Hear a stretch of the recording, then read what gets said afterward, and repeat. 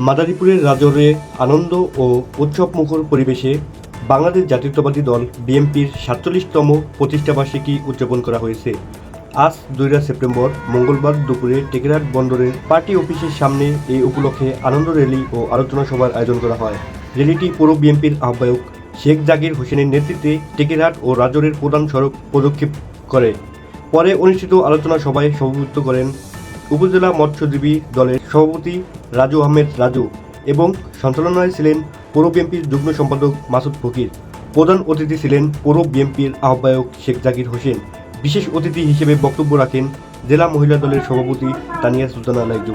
অনুষ্ঠানে আরও উপস্থিত ছিলেন পৌর মৎস্যজীবী দলের সভাপতি হিরমুল্লাহ সহ বিএনপি ও অঙ্গ সংগঠনের নেতৃবৃন্দ। 1978 সালের 1 সেপ্টেম্বর আমাদের প্রাণপ্রিয় নেতা শহীদ রাষ্ট্রপতি জিয়াউর রহমান, জনগণের নেতা এবং প্রয়াত রাষ্ট্রপতি শহীদ স্বাধীনতার ঘোষক বাংলাদেশ জাতীয়তাবাদী দল প্রতিষ্ঠা করেন। আজকে সেই বাংলাদেশ জাতীয়তাবাদী দলের জন্মদিন, প্রতিষ্ঠা বার্ষিকী।